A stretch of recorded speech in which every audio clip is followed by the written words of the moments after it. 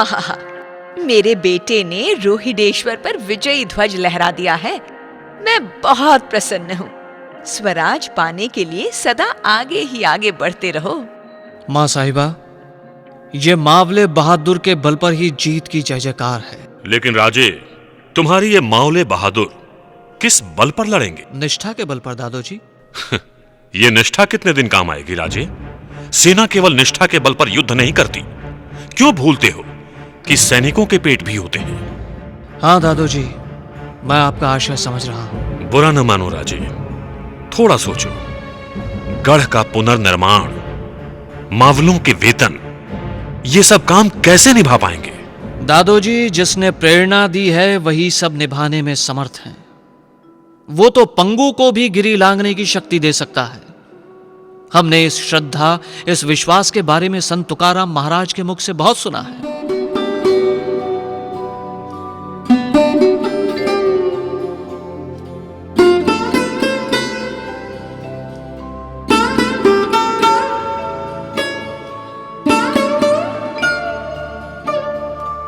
क्या सोच रहे हो? कुछ भी तो नहीं माँ साहिबा। शिवबा, माँ की नजर कभी धोखा नहीं खाती।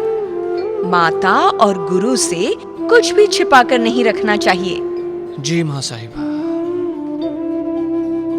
बस ये कारोबार कैसे आगे बढ़ाया जाए यही सोच रहे थे। राजे, ईश्वर पर श्रद्धा रखकर तुमने इस कार्य का श्री गणेश किया है, तो इसे पार भी वही करेंगे। अब जो ठान ली है तो उसे हिम्मत से कर दिखाओ। जैसे मंदिर के गर्भगृह में प्रभु का निवास होता है, उसी प्रकार मन में निष्ठा और साहस का वास शोभा देता है। मन में कल्पित भय ना हो, यही भावना तुम में सदा यशस्वी हो राजे। आपने जो कहा वही सच है माँ साहिबा। यदि मन में भक्ति हो, साहस हो, तो देह से देवता प्रकट होते देर नहीं लगती।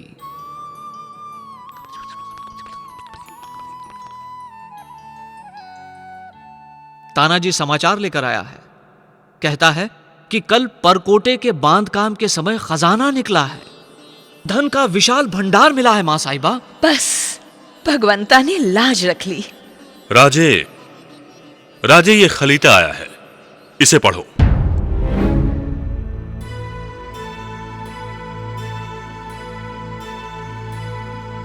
ये तो होना ही था। जैसे जैसे हम राज्य जीतते जाएंगे वैसे वैसे मुगलों की सत्ता डगमगाती जाएगी। यदि हिंदवी साम्राज्य पूर्ण करना उस श्री की इच्छा है तो वो होकर ही रहेगा। राजे, आदिल शाही से टक्कर लेना आसान काम नहीं है। वैसे भी तुम्हारी उम्र ही क्या है? उम्र? तो ये बताइए दादोजी कि जिस समय श्री राम यज्ञ की रक्षा के लिए गए थे तब उनकी उम्र क्या थी? श्री कृष्ण जब गोकुल से मथुरा कंसवध करने गए थे तब उनकी उम्र क्या थी? और संत ज्ञानेश्वर ने जब ज्ञानेश्वरी गीता लिखी तब उनकी उम्र कितनी थी? छोड़ो राजे, ये सब देवताओं की बातें हैं। वे भी तो आखिर मनुष्य ही थे दादोजी। तुम सामान्य मनुष्य की बात करो। कौन सामान्य? अपने आप को सामान्य समझना बहुत बड़ी भूल है दादोजी। ये मनुष्य शरीर भगवंत के रहने का एक मंदिर है। जिन्होंने अच्छे बुरे की समझ दी है वो कोई सामान्य मनुष्य नहीं हो सकता। मनुष्य परम तत्व की देन है दादोजी, और हम ईश्वरी साम्राज्य की स्थापना करने निकले हैं तो देवताओं का अनुकरण करना हम उचित समझते हैं। अपने आप को दीन, हीन, निर्बल और निम्न समझने वालों के हाथों यह कार्य कैसे पूर्ण होगा? आप जो खलीता लाए हैं ना, उसका उत्तर हमने कब का भेज दिया दादोजी। क्या उत्तर भेज भी दिया? क्या क्या लिखा है? लिखा है कि इस इलाके के किले सोए पड़े हैं। सारे प्रदेश में अंधेर गर्दी मची हुई है। बादशाह ने हमें जागीर का जितना टुकड़ा दिया है उतने में उसका बंदोबस्त करना मुश्किल है। इसलिए हमने ये हथिया के इस इलाके का अच्छा बंदोबस्त किया है। वाह, क्या दिमाग लड़ाया है। पर बादशाह इतने से संतुष्ट होगा? अवश्य होगा। कब तक? जब तक संभव होगा दादोजी। लेकिन बड़े महाराज साहब को बेंगलोर में मालूम होगा तब? उन्हें मालूम हो गया है। उनका उत्तर नहीं आया, मतलब उनकी भी सम्मति है। ठीक है, तुम ही करो, तुम ही भरो। मुझे कुछ करने की जरूरत नहीं है दादोजी। मेरी सारी चिंताएं तो अब शंभू ही संभालेंगे। दादोजी, सुना आपने? हमारे शिवबा ने कितने बड़े शेर को मारा है। हाँ जी। बड़ा साहसी लड़का है। शेर को मारने के साथ साथ उसने वहां के गांव की मनोहारी नाम की लड़की को मुगलों के हाथ लगने से बचाया है। वो सब तो ठीक है, पर समय रहते राजे को रोकना आवश्यक है। लो बोलो, हम तो समझ रहे थे कि तुम राजे की सराहना करोगे। अरे राजे ने प्रजा को संकट से उबारा है। इस शूरता का तुम्हें अभिमान होना चाहिए। वो सब मानता हूं, फिर भी मां साहिबा, राजे ने शेर पर गोली चलाई, शेर घायल हो गया। बाद में राजे भाला लेकर आगे बढ़े। यदि शेर छलांग लगाकर राजे पर झपटता तो? दादोजी! मां साहिबा, विवश होकर कहना पड़ रहा है। एक राजे ही तो है जिसके आश्रय आज हजारों लोग दो कौर चैन से खा सकते हैं। लाखों के सहारे को ऐसा साहस करना ठीक है क्या? प्रणाम मां साहिबा। राजे किससे पूछकर गए थे शिकार करने? निशाना चूक जाता तो? लेकिन मां साहिबा, हम तो... मुझे कुछ नहीं सुनना। मां साहिबा। राजे, थोड़ी सी ठंड है, ये शॉल ओढ़ लीजिए। ये शॉल? ये किसने दिया मनोहारी? माँ साहिबा ने। ओह, माँ साहिबा ने कहा है तो हम ये शॉल अवश्य ओढ़ेंगे। हाँ, हमें पता है माँ साहिबा की हर बात आप मानते हैं।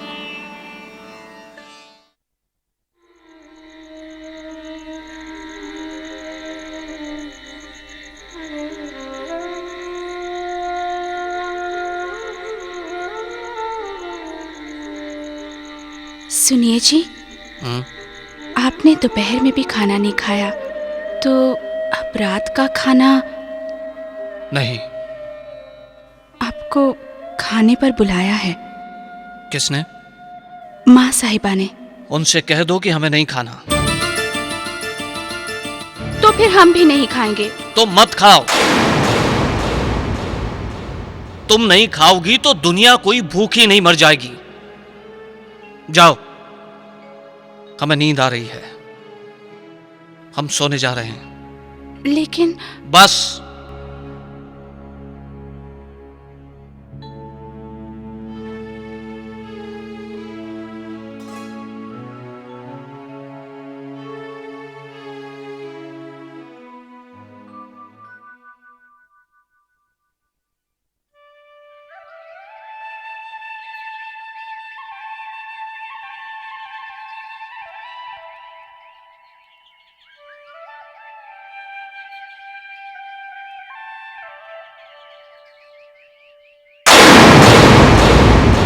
राजे,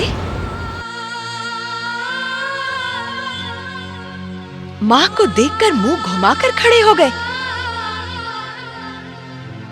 हमें देखकर तुम्हें इतना कष्ट होता है तो हम चले जाते हैं। मां, तुम्हें आज भी भूख ना लगे तो कहलवा देना। बस यही पूछने आए थे। तो हम आज भी भोजन नहीं करेंगे। क्या मां ने भी भोजन नहीं किया? मेरी मां साहिबा भूखी रही?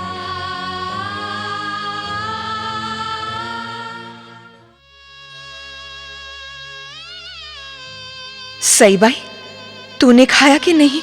कि तू भी मेरे जैसे? माँ साहिबा, एक दिन खाना नहीं खाया तो दुनिया भूखी नहीं मर जाएगी।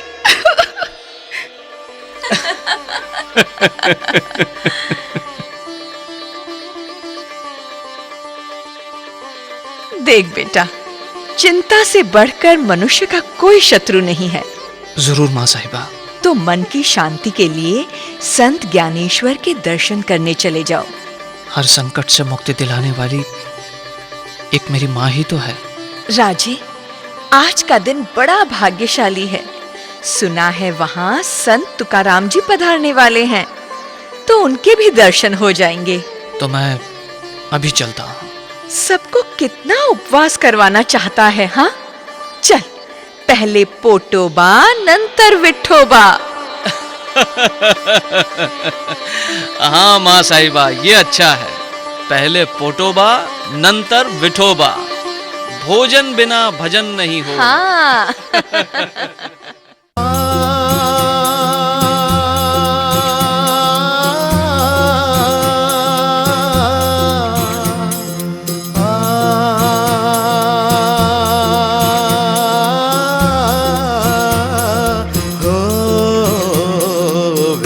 विठ्ठल विठ्ठला हरि ओम विठ्ठला विठ्ठल विठ्ठल विठ्ठला हरि ओम विठ्ठला विठ्ठल विठ्ठल विठ्ठला हरि ओम विठ्ठला विठ्ठल विठ्ठल विठ्ठला हरि ओम विठ्ठला विठ्ठल विठ्ठल विठ्ठला हरि ओम विठ्ठला विठ्ठल विठ्ठल विठ्ठला हरि ओम विठ्ठला विठ्ठल विठ्ठल विठ्ठला हरि ओम विठ्ठला विठ्ठल विठ्ठल विठ्ठला हरि ओम विठ्ठला पांडुरंग पांडुरंग हरि ओम विठ्ठला पांडुरंग पांडुरंग हरि ओम विठ्ठला पांडुरंग पांडुरंग हरि ओम विठ्ठला पांडुरंग पांडुरंग हरि ओम विठ्ठला पांडुरंग पांडुरंग हरि ओम विठ्ठला पांडुरंग पांडुरंग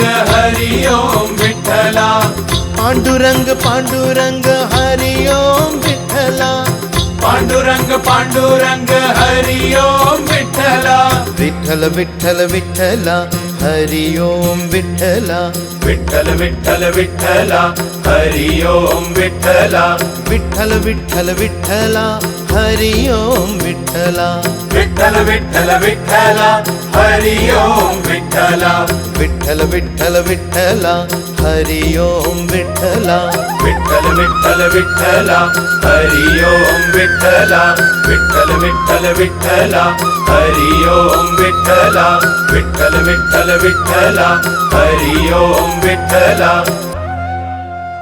महाराज, महाराज, महाराज हम नहीं, संत ज्ञानेश्वर हैं। तुम्हें देखकर संत ज्ञानेश्वर के दर्शन हो जाते हैं। उनकी आयु, उनका रूप ऐसा ही निर्मल और सुकोमल है। संत ज्ञानेश्वर ने ज्ञान के द्वार खोले और तुमने उसमें चैतन्य भरकर साकार किया। हे संतवर्य तुकाराम महाराज, आज तक इस जगत के जीवों पर हमने यदि शंका कुशंका की हो, अपराध किए हों या करवाए हों, कई प्रकार के विघ्न किए हों या करवाए हों, अविनय, अविवेक, अभक्ति, अपकार्य या दोष जाने अनजाने में हमसे हुए हों या करवाए हों, तो उन समस्त दोषों की मैं क्षमा याचना करता हूं। हे राजे, जीवन भले ही एक दर्शन हो, लेकिन आत्मा ही सच्चा दर्पण है। कितना ही व्यवहार क्यों ना हो, लेकिन निश्चय भगवंत में ही होना चाहिए। महाराज, एक प्रार्थना है। कहो राजे। इच्छा है कि एक बार आपकी चरण धूलि से हमारा आंगन पावन बने। जब आप आज्ञा करेंगे तब हम आपके लिए पालकी आदि का सारा प्रबंध कर देंगे महाराज। राजे, ये सब कष्ट क्यों? महाराज, आपका मन भर के दर्शन कर सकें और जीवन साफल्य के लिए आपसे सत्संग भी सुन सकें।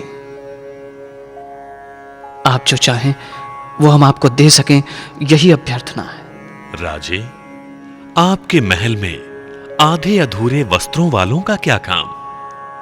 हम तुम्हारे पास आकर क्या मांगेंगे? भोजन मांगे तो भिक्षा में मिला हुआ अन्न ही बहुत है। वस्त्र मांगे तो शरीर पर लटक रहे ये चीथड़े भी हमें भार लगते हैं। लेकिन महाराज, हाँ, भूमि शैया है और आसमान चादर। हम भक्ति की मस्ती में मगन हैं। हाँ, राजे के पास जो जाते हैं वो सम्मान पाने के लिए, और हम तो मान सम्मान से कोसों दूर रहते हैं। राजे, ये आंखें क्यों नम हुई? हाँ? अरे हमने जो कहा वो तुम्हारा जी दुखाने के लिए नहीं कहा। राजन, तुम तो जन्म से ही ज्ञानी हो। तुम अपने वास्तविक स्वरूप को जान सको इसीलिए बताया। महाराज,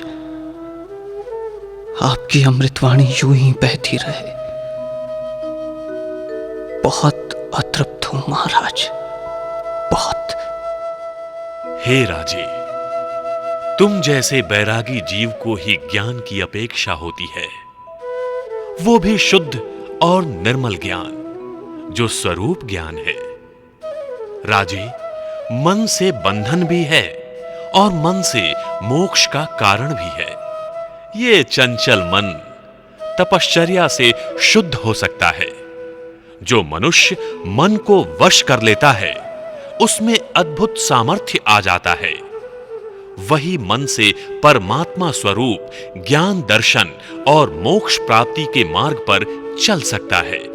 इसलिए आत्मा सूक्ष्म है, देह स्थूल है। आत्मा स्वयंभू है, देह परभू है। आत्मा ब्रह्म का अंश है, देह माया का अंश है। माया का नाश होता है और आत्मा अमर है। आत्मा स्वतंत्र और स्वाधीन है, देह परतंत्र और पराधीन है। महाराज, आज आपकी वाणी सुनकर आनंद आनंद लग रहा है। जहां शब्द निशब्द हो जाएं, ऐसे आनंद में मैं विहार कर रहा हूं महाराज। आपसे मैं दीक्षा लेना चाहता हूं। आपका गुरु उपदेश सदा मुझे मिलता रहे। आपका अनुग्रह मुझ पर बना रहे, यही प्रार्थना है महाराज। राजे, हम जो कहें उस पर विश्वास करोगे? अवश्य महाराज, अवश्य। योग्य समय पर सुयोग्य समर्थ व्यक्ति द्वारा तुम्हारा कल्याण है। लेकिन महाराज, गुरु समर्थ हो पर शिष्य? वो भी समर्थ हो सकता है। मृदंग बजाने के लिए हाथ की थाप से ताल के बोल निकलते हैं। मृदंग में बजने का सामर्थ्य है, पर उस पर किसका हाथ है उस पर निर्भर करता है। इसलिए निश्चिंत हो जाओ, तुम्हें सद्गुरु अवश्य मिलेंगे। उनसे दीक्षा भी अवश्य प्राप्त कर सकोगे।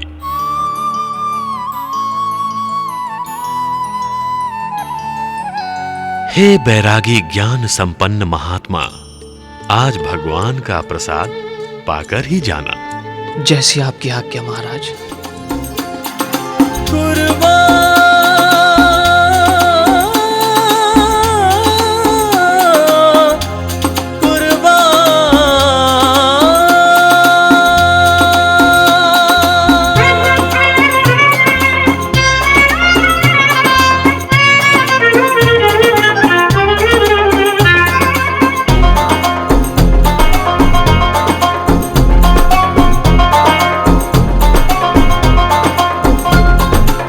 कुर्बान है कुर्बान, जान हमारी है कुर्बान। है कुर्बान, है कुर्बान, जान हमारी है कुर्बान। सल्तनत है हम सब पे मेहरबान। सल्तनत है हम सब पे मेहरबान। है कुर्बान, जान हमारी है कुर्बान। है कुर्बान, जान हमारी है कुर्बान।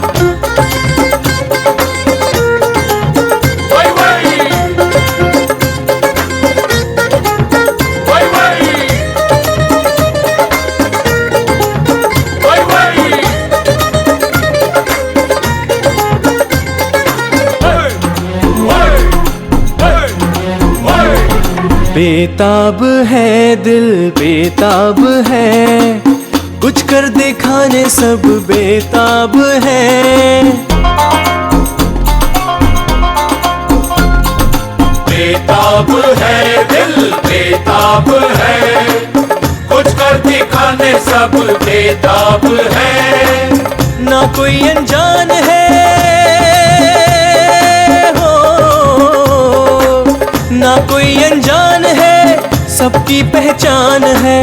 अपने दिलबरों का दिले अंजाम है हो।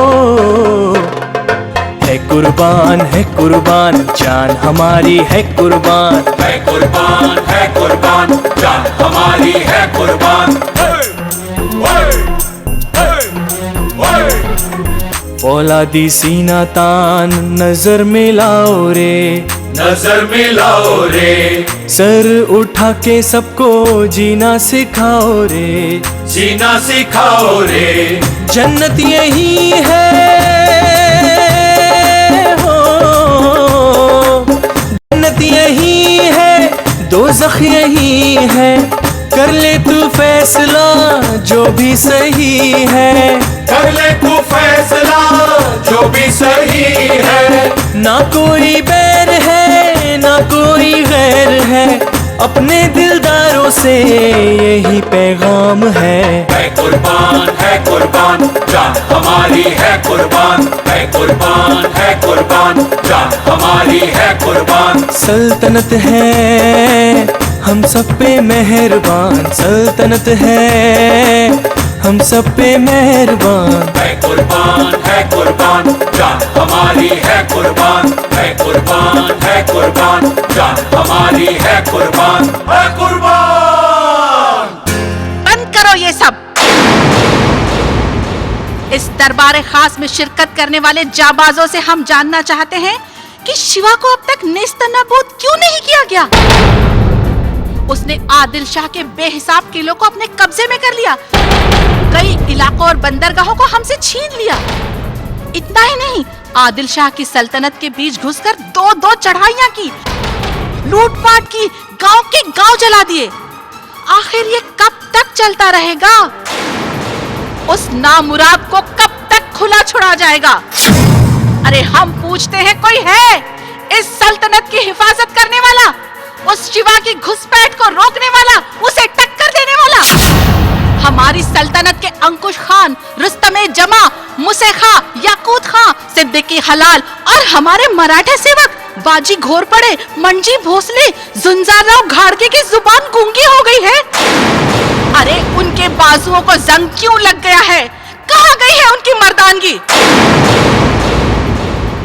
अब तो हालात ऐसे हैं कि आटा घर में रखो तो चूहा खाए और बाहर रखो तो चोर खाए। इनका इलाज तुम ही हो। हुकूमत और मजहब की खातिर उसकी बर्बादी होनी चाहिए। इस चुनौती को जो भी कबूल कर सकता है, उसके लिए दरबार के बीड़े हाजिर हैं। बोलो, कौन है वो नाराए तदबीर बुलंद करने वाला मुजाहिद? बोलो। मलिकाए आलम, बंदा आपके कदमों में हाजिर है। दुश्मन का सर धड़ से जुदा करने के हुक्म का मुंतजिर है। हुजूर, आप उस मनहूस का सिर्फ नाम जाहिर कर दें। शिवा, गद्दारे दकन। शिवा, गद्दारे दकन?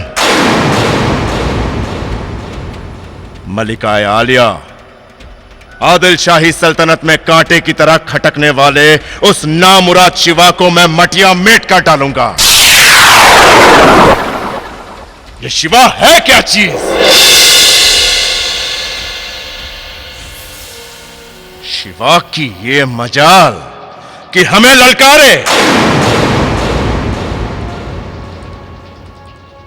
उसे मैं नेस्तो नाबूद कर दूंगा। उसे तो मैं घोड़े के साथ पकड़ूंगा, तभी चैन की सांस लूंगा। सुभान अल्लाह, सुभान अल्लाह।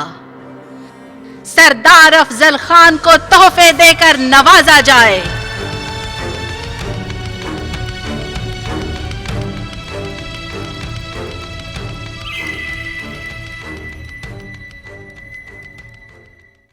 राजे, बीजापुर का अफजल खान जो वाई का सूबेदार था, वो बीजापुर से निकल पड़ा है हम पर चढ़ाई करने। क्या बात कर रहे हो? उसने बीजापुर के भरे दरबार में बीड़ा उठाया है। कहा है शिवाजी को घोड़े के साथ पकड़ कर लाऊंगा, नहीं तो उसे जिंदा नहीं छोड़ूंगा। उसको कहो रास्ता ना पे रास्ता। मूर्ख, शिवाजी को पकड़ने चला है। अरे शिवाजी तो दूर, उनके घोड़े की नाल भी नहीं मिलेगी खान को। हाँ, ये तो वही बात हुई कि सांप ने मुंह में मेंढक को पकड़ के रखा है और मेंढक मक्खी को पकड़ रहा है। दिलेर खान आदिल शाही नेस्ता नाबूद करने निकला है और आदिल शाही ने हमसे भिड़ने के लिए अफजल खान को तैयार किया है। विनाश काले विपरीत बुद्धि। राजे, अफजल खान सीधा रास्ता छोड़ लंबे रास्ते से तुलजापुर गया है। क्या तुलजापुर गया? हाँ हाँ, उसने तुलजापुर को लूटा, गांव को जलाया, मंदिर तोड़ा, मूर्ति तोड़ी। क्या कहा? खान ने हमारे कुल देवता को तोड़फोड़ डाला? हाँ हाँ, अरे अब तो वो पंढरपुर की ओर आगे बढ़ रहा है। लगता है उसका पाप का घड़ा भर गया है, इसीलिए वो यहां आया है। फिरंगो जी, तुम चाकणगढ़ की सुरक्षा के लिए सेना तैयार करवाओ। पंढरपुर तक अपने भेदियों का जाल बिछा दो। विश्वासराव, तुम जाओ। खान कहीं भी भटकता फिरे, लेकिन उसका आखिरी पड़ाव वाई में ही होगा। अब यह खेल मुकाबले का होगा। उसे हमारे चक्रव्यूह में ऐसा फंसाते हैं कि वो ही सुलह करने के लिए हमें निमंत्रण भेजेगा और हम उस निमंत्रण को स्वीकार भी करेंगे। और उस वक्त उसे ऐसी कीमती सौगात भेजेंगे कि उसकी आंखें चार हो जाएंगी। यदि वो लालची होगा तो मिलने के लिए जल्द से जल्द तैयार हो जाएगा। राजे, अफजल खान लालची तो है ही, पर उसके साथ साथ दगाबाज भी है। जैसे लोहा लोहे को काटता है ना मानको जी, वैसे ही हम एक दगाबाज को दगे से ही मात देंगे। उसको मात देने के लिए आपको तैयारी करनी पड़ेगी। कैसी तैयारी? राजे, आप अफजल खान के सामने जब जाओ तब बख्तर पहनिएगा, सर पर भी बख्तर पहनिएगा, और अगर निशस्त्र जाना हुआ तो पगना का अवश्य पहनेगा। ठीक है मानको जी, अब उसको पत्र भेजकर मिलने का समय तय कर लेते हैं हम, और हम उससे अभयदान भी मांगेंगे। देखते हैं वो क्या कहता है, क्योंकि मित्र के बारे में अपना अनुमान चूक जाए तो बात निभ जाती है, किंतु शत्रु के बारे में गलत अंदाजा लगाना बहुत महंगा पड़ता है मानको जी। भवानी ने चाहा तो वो जरूर हमारा निमंत्रण स्वीकार करेगा। उसके बाद हम हैं और वो।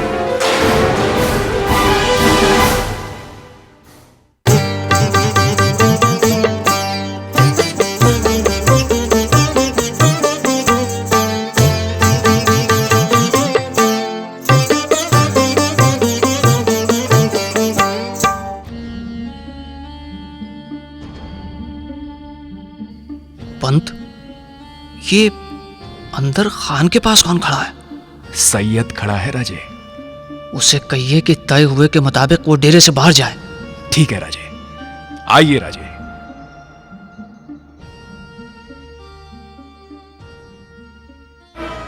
आप हैं बिजारत साहब हुजूर अफजल खान मोहम्मद शाही। आप हैं महाराज शिवाजी भोसले।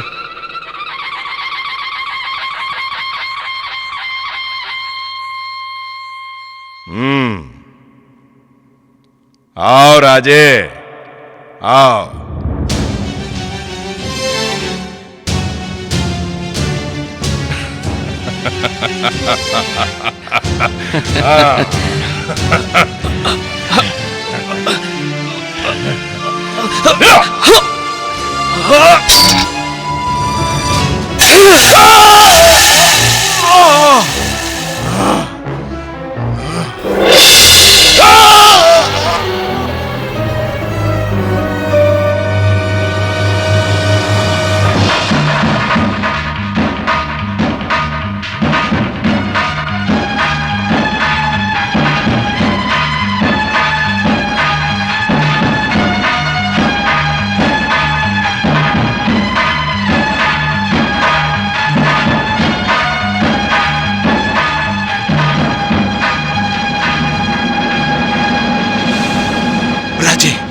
राज्य हमारी जीत हुई। आदिल शाही अब तक सोचता था कि शिवाजी को कैसे बस में किया जाए, पर अब सोचता होगा कि शिवाजी से अपनी रियासत कैसे बचाई जाए। जय भवानी, जय भवानी।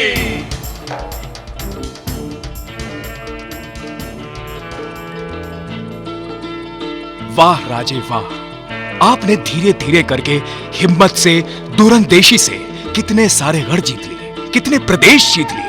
हर जगह की लूटपाट से अपने खजाने छलक रहे हैं। युद्ध से कई गढ़ों की हालत खराब हो गई थी, अब उनमें मरम्मत का काम चल रहा है। सैकड़ों कारीगर होंगे नहीं ऐसा जी?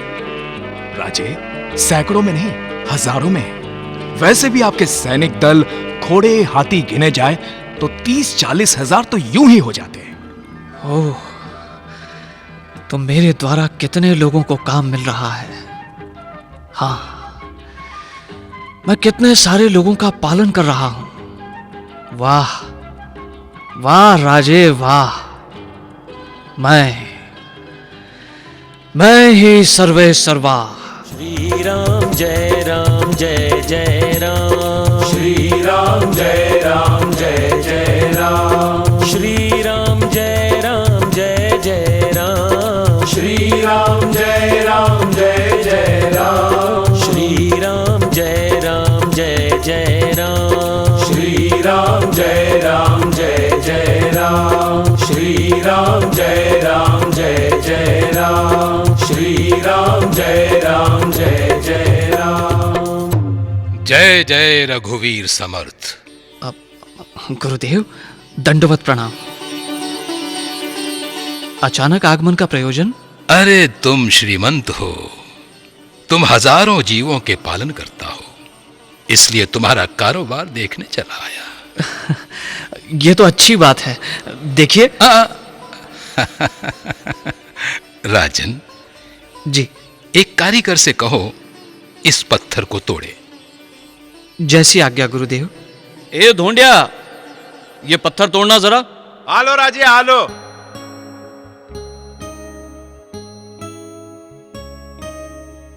देखो, ये पत्थर तोड़ने से चूर चूर ना हो जाए, इसके 2 ही टुकड़े हों, इस बात का ध्यान रखना।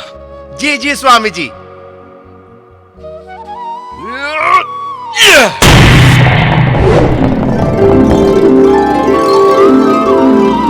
अरे देखो देखो चमत्कार, इस पत्थर में से तो पानी निकला और जिंदा मेंढक भी। देखो देखो। अरे बाबा रे बाबा, बगा बगा बगा बगा बगा, ए इतने से पत्थर में से बेड़ुक निकला और पानी भी निकला। अरे चमत्कार है रे बाबा। ओहो, क्या कहें। वाह शिवाजी वाह, क्या काबिलियत है आपकी। इसमें मैंने क्या किया गुरुदेव? इसमें मेरा कुछ भी नहीं है। अरे इतना आश्चर्य भरा कार्य भला आपके सिवा कौन कर सकता है, और आपके बिना ये जीवों का पालन भी कौन कर सकता है। निर्जीव पत्थर में भी जीव की रक्षा। गजब के पालनहार हो राजे, बाहर भी और अंदर भी। इस दास को क्षमा कीजिए गुरुदेव, क्षमा कीजिए। मैं समझ गया कि मेरे जैसे पापी से कुछ भी नहीं हो सकता। सबका पालनहार मैं हूं, ये मेरा अभिमान था। क्षमा कीजिए गुरुदेव, क्षमा कीजिए। आप ही राम हो और आप ही हनुमान हो, आप ही मेरी प्रकट शुद्धात्मा हो। मेरी बुद्धि और मन सर्वथा आपके वश रहें। आपके पद चिन्ह मेरे हृदय में बने रहें गुरुदेव। अनजाने में अगर मुझसे आपकी आज्ञा के पालन में मुझसे कोई त्रुटि रह गई हो तो मुझे क्षमा कीजिएगा गुरुदेव, क्षमा कीजिएगा। क्षमा ही तो देने आया हूं, लेकिन आपको बता देना आवश्यक है कि आप तो श्री राम के बड़े नौकर हैं। वो आपके हाथ से दूसरों को दिलवाते हैं, आप तो निमित्त मात्र हो। हम क्या हैं? कुछ भी नहीं। आज के बाद किसी भी प्रकार का अभिमान मत करना। हमें इस बात का दुख है, सफलता का यश तुम्हें बहा ले गया। तुम भूल गए सफलता के पीछे पीछे अहंकार भी अपने कदम बढ़ाते हुए आया करता है। शिवाजी, तुम कहोगे कि मैं करता हूं तो तुम्हें कष्ट होगा, किंतु तुम ऐसा कहोगे कि श्री राम करता है तो तुम्हें यश, कीर्ति और प्रताप प्राप्त होगा। सदा यशस्वी रहो। गुरुदेव, सदा मुझे ऐसी कनिष्ठ बातों से दूर रखिएगा और मैं सदा जागृत रह सकूं, ऐसी आपकी कृपा बनी रहे, यही प्रार्थना है। आपकी दृष्टि वही मेरी दृष्टि हो, आपका स्वभाव वो ही मेरा स्वभाव हो, आपके जैसा ज्ञान, दर्शन, चारित्र, सुख, तेज मेरा भी हो गुरुदेव। मेरी बुद्धि और मन सर्वथा आपके वश में हो, सारे विश्व की विस्मृति हो, केवल एक आप ही की स्मृति मुझे प्राप्त हो गुरुदेव। जय जय रघुवीर समर्थ, जय जय रघुवीर समर्थ।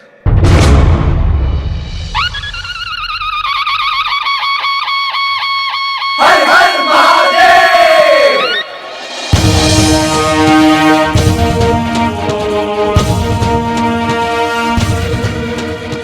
छत्रपति शिवाजी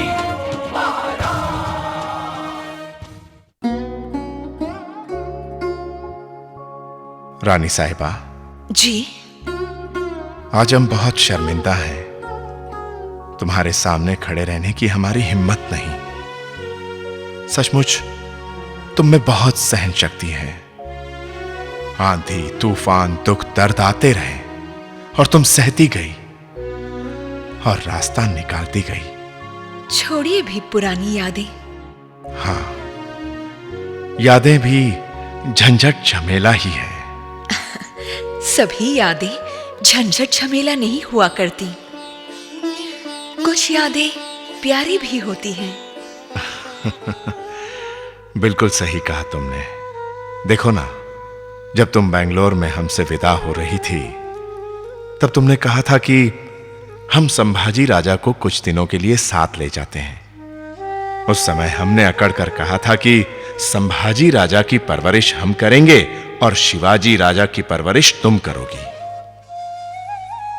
धन्य हो रानी साहिबा, आप धन्य हो।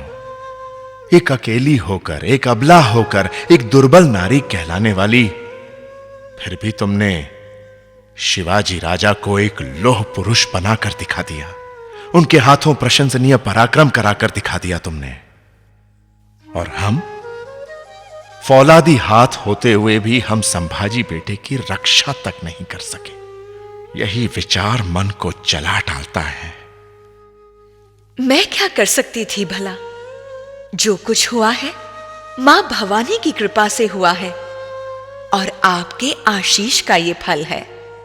इसलिए तो शिवबा ऐसा पुरुषार्थ कर सके। आबा साहिब,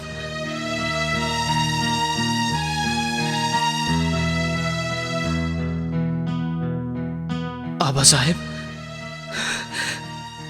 आबा साहिब। राजे बेटे, तुम्हारी आंखों में आंसू? हाँ आबा साहिब, हमारे विद्रोह के कारण ही तो आपको कारावास भोगना पड़ा। हमारे ही कारण इन बलिष्ठ हाथों में हथकड़ियां पहनाई गई हैं आबा साहिब। ऐसा ना कहो राजे, ऐसा ना कहो। अरे तुमने तो वो कर दिखाया है जो हम भी नहीं कर सके।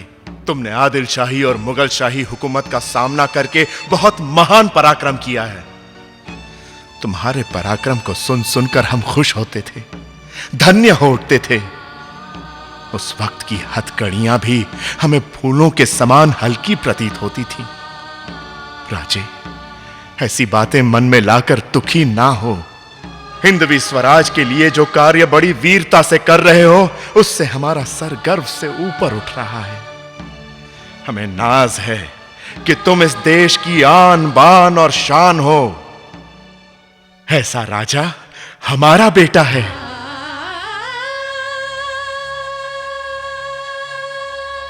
और हमें क्या चाहिए? मां भवानी की तलवार तुम्हारे लिए बहुत शुभदायी और सिद्ध हुई है, तो उसकी नित्य पूजा अर्चना जरूर करना बेटे।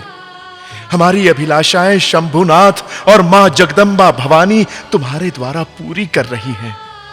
और साक्षात जगत जननी ये तुम्हारी मां साहिबा, जिन्होंने तुम्हें महान बनाया है। राजे ने तो आपका ही स्वभाव अपनाया है। नहीं, बिल्कुल ही नहीं। हम राजभोगी हैं तो ये राजयोगी है। मेरे बेटे के व्यक्तित्व में एक आदर्श राजा के सभी गुणों का पूर्ण रूप से समावेश है। यही कारण है कि सदा विजय की जयमाला पहन कर ही आते हैं। अफजल खां जैसी विपत्ति को तर जाना कोई सामान्य बात नहीं है। राजे, तुमने अफजल खां को ठिकाने लगाया तो मानो हमारे दिल का कांटा दूर हो गया। उसी ने हमारे हाथ में हथकड़ियां पहनाई थीं। तुम्हारे भाई संभाजी की मौत उसी के कारण हुई। तुमने बहुत युक्तिपूर्वक उसे मार डाला। बहुत संतोष मिला था बेटा उस दिन। यह बहुत जरूरी था। रानी साहिबा, तुम्हारी हर बात को मानने वाला राजा तुमने जो पाया है वो एक भगवान की ही देन है। और हां राजे, संकट आता देखकर अपने बालक को पीछे खींचने वाली माताएं अनेक हैं, किंतु कर्तव्य पूर्ति के लिए बालक को संकट सागर में कूदने की आज्ञा देने वाली माता केवल ये जीजाबाई ही हैं।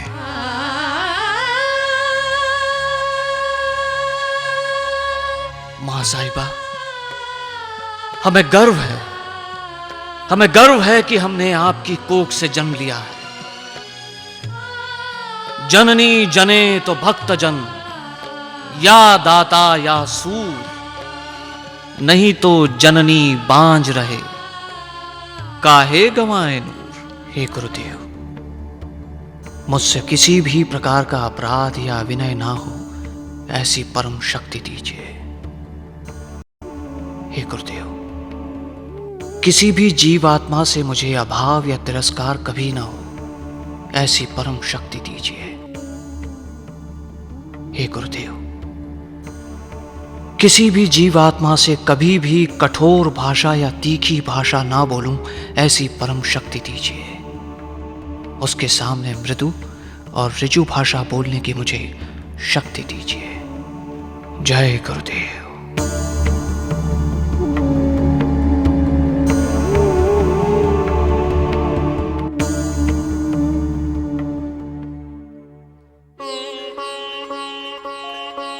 हमारे पूजनीय ब्राह्मण, पंडित, शास्त्री एवं आचार्य, सभी उपस्थित गण को मेरा आदर पूर्वक प्रणाम। हमारे साले साहब बजाजी निम्बालकर को बलात् मुसलमान बना लिया गया था, तो हम चाहते हैं कि उन्हें पुनः हिंदू धर्म दीक्षित कर लिया जाए। शांत मन से इस विषय में निर्णय करें। महाराज, ऐसे मनुष्य का स्वधर्म में पुनः प्रवेश असंभव है, धार्मिक परंपरा के विपरीत है। हमें आपसे यही आशा थी।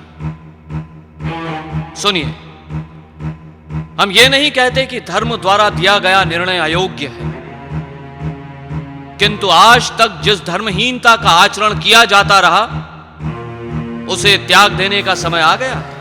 धर्महीन और हम आज यवनों के अत्याचार से हजारों लोग न चाहते हुए भी धर्म भ्रष्ट किए जा रहे हैं। उसके द्वार जाने वालों के लिए खुले हैं, किंतु आने वालों के लिए बंद है। यही स्थिति रही तो कोई हिंदू नहीं बचेगा। महाराज, आप चाहे जब राज्य की सीमाएं बदल सकते हैं, धर्म की मर्यादा नहीं। वो इतना सरल भी नहीं है। तो उन्हें सरल करना होगा महानुभाव। धर्म मूल से सरल ही है, विशाल है। जो सच्चे ज्ञानी हैं, उन्हें अज्ञान से द्वेष होता है, मोह होता है तो केवल सतधर्म का। इसीलिए तो संत ज्ञानेश्वर ने ज्ञानेश्वरी में लिखा है,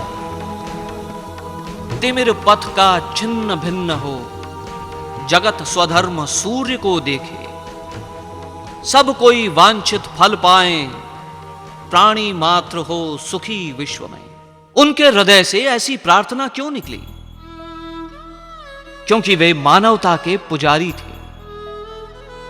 संत ज्ञानेश्वर और उनके भाई बहनों को धर्माचार्यों ने धर्म में स्थान नहीं दिया था, क्योंकि वे एक सन्यासी की संतान थे। मैं आपसे पूछता हूं कि क्या यह ठीक था? एकनाथ महाराज ने विश्व को बंधु माना था, तो लोगों ने उनका बहिष्कार कर दिया था, जीवन भर उन्हें घोर यातनाएं दी थी, और जब वे संसार से विदा हो गए तब उनके मंदिर बनवाकर पूजने लगे। क्या यह ठीक है? जो मनुष्य को अपनेपन से दूर भगाता हो, वो कैसा धर्म है महानुभाव? महाराज, इन बातों से धर्म सभा का अपमान हो रहा है।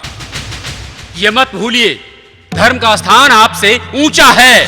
धर्म की निंदा सुनना हम पाप समझते हैं। आचार्य महोदय, जो लोग धर्म को अपनी बपौती समझते हैं, अपनी जागीर समझते हैं, उनके पास विवेक की पूंजी नहीं है। आज का धर्म अंधे हाथी के समान घूम रहा है। वो दशाहीन नहीं, दिशाहीन हो गया है। अरे भूदेव, धर्म से तो विकास होना चाहिए, उन्नति होनी चाहिए। आज उसके पांव तले अपने ही लोग कुचले जा रहे हैं। जब हिंदुओं के मंदिर भ्रष्ट किए गए, मूर्तियां तोड़ी गई, तब धर्म अभिमानी कहां थे? वो एक दुर्घटना थी। ये आप कह रहे हैं पंडित जी? आप कह रहे हैं? इससे बढ़कर धर्म का अपमान क्या होगा?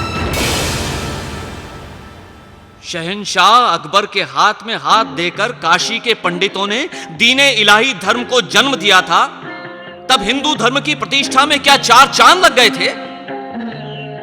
बताइए, किसी मलेच्छ का दिया हुआ सोने का सिक्का पानी में धो लेने पर शुद्ध हो जाता है क्या? क्या गंगा के एक स्नान से 100 जन्मों का पाप धोया जा सकता है? ये कैसा विरोधाभास है महानुभावों। शास्त्री जी, इसमें अवश्य ही कोई बड़ी भूल है। राजे, आप जैसा चाहते हैं ऐसी हमने धर्माज्ञा न दी तो? धर्माज्ञा से निर्णय न होता हो तो मानवता पर आधारित राज्याज्ञा से कार्य पूर्ण करना होगा।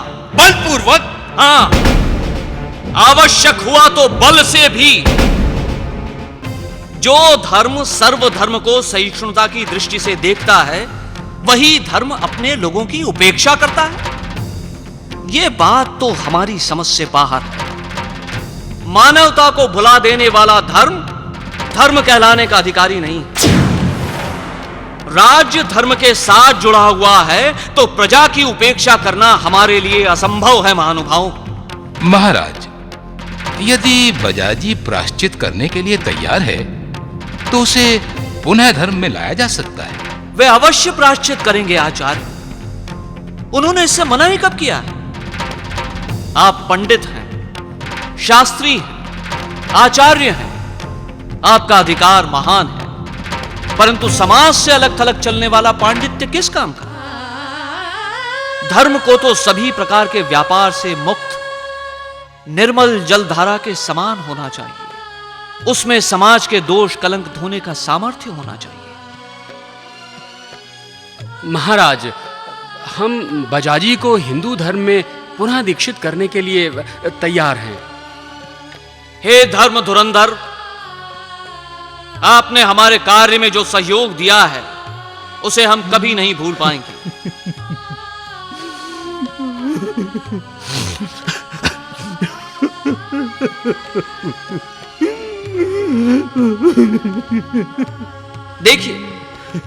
देखिए बजाजी का मुखारविंद। आज उसके आनंद की सीमा नहीं। मन का मैल आंखों के अश्रु से धुल रहा है। बजाजी के समान अन्य कोई भी अभागा हो तो वो जब कभी आपके पास आए तो उसे अपना लीजिएगा। श्रद्धा के बिना धर्म नहीं और धर्म के बिना मनुष्य मनुष्य नहीं। केवल धर्म में आने से ही अपने अपने नहीं हुआ करते, उन्हें अपना कहना पड़ता है, अपना बनाना पड़ता है, उन्हें विश्वास की छाया में लाना पड़ता है। उसे बेसहारा हवा में उड़ता पत्ता समझकर छोड़ देना ठीक नहीं है। ऐसा व्यवहार मनुष्यता के लिए अशोभनीय है।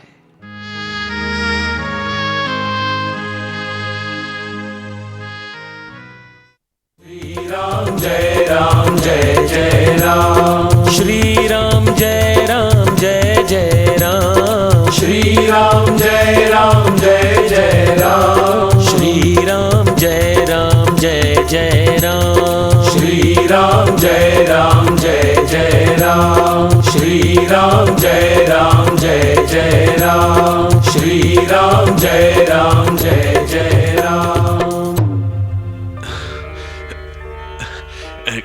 गुरुदेव, गुरुदेव, निजानंद स्वामी जी के उत्सव से यहां तक आते आते दोपहर हो गई है। सभी साधु जनों को भूख लगी है। तो यहाँ के खेत में ज्वारी की अच्छी फसल दिख रही है। आप कहें तो उसके दाने निकालकर सेक लेते हैं, जिसे खाने में स्वाद आएगा और सबका पेट भी भर जाएगा। आज्ञा है गुरुदेव। अवश्य।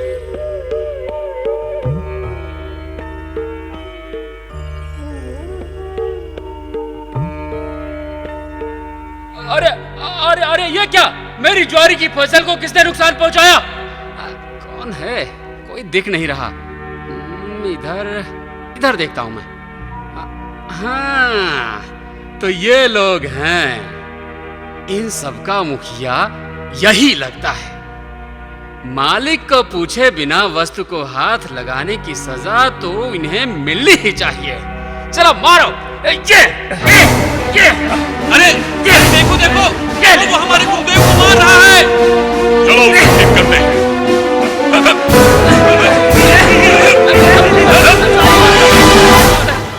छोड़ो उसे, जाने दो। मारना उचित नहीं है। चलो चलो यहां से।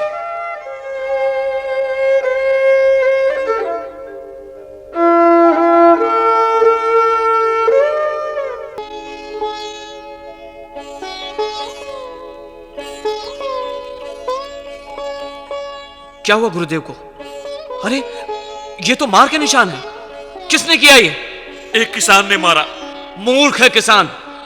गुरुदेव पर हाथ उठाया उसने। सिपाही जाओ, ज्वारी के खेत में काम करने वाले उस किसान को बांधकर यहां ले आओ। नहीं राजे। क्यों गुरुदेव? राजे, परमार्थ ही मनुष्य को भवसागर से पार उतारता है। अनंत जन्मों के फल जमा होने से ही परमार्थ हो सकता है। इसलिए उस किसान को मारना भी नहीं और बांधना भी नहीं। पर गुरुदेव, उसे सजा तो मिलनी ही चाहिए। अवश्य सजा जरूर दी जाएगी, पर वो सजा मैं सुनाऊंगा। जैसी आपकी आज्ञा गुरुदेव। गुरु उपदेश से ही मनुष्य भवसागर पार कर सकता है। तब माया की बाधा को भेद के अज्ञान का नाश करता है, अपनी आत्मा को पहचानता है और सत्य स्वरूप में लीन हो जाता है। आत्मा का अनुभव होना ही परमात्मा का साक्षात्कार है। बिल्कुल सत्य वचन।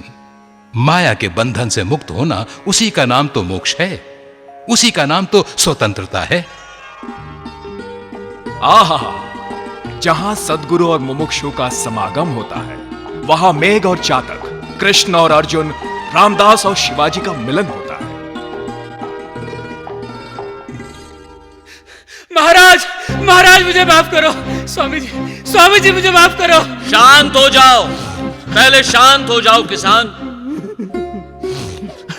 एक तो कई बरसों से खेत में फसल अच्छी नहीं हो रही है और इस खेत का मैं मालिक भी नहीं हूं, तो मैं क्या करता। ऐसी परिस्थिति में मुझसे जो अनजाने में भूल हुई है, उससे मैं बहुत शर्मिंदा हूं। मुझे माफ कर दीजिए राजे, मुझे माफ कर दीजिए। हे किसान, तुम्हारे खेत में सदा अच्छी फसल होगी। आज से इस खेत के मालिक तुम हो। धन्य है स्वामी जी, आप महान हैं। मैं तो ये सोचते हुए आया था कि आज तो मुझे तोप से उड़ा ही दिया जाएगा, लेकिन ये तो अनोखी सजा है। उपकार का बदला उपकार से देने वाले बहुत लोग हैं किसान, लेकिन अपकार का बदला उपकार से देने वाले केवल समर्थ गुरुदेव रामदास जी ही हैं। ऐसे संत महात्मा ही ऐसा कर सकते हैं। तुलसीदास जी ने कहा है, तुलसी संत सु अंब तरु, तुलसी संत सु अंब तरु, फूल फल ही परहित, इतने जन चाहे हने, उगते ही फल देत।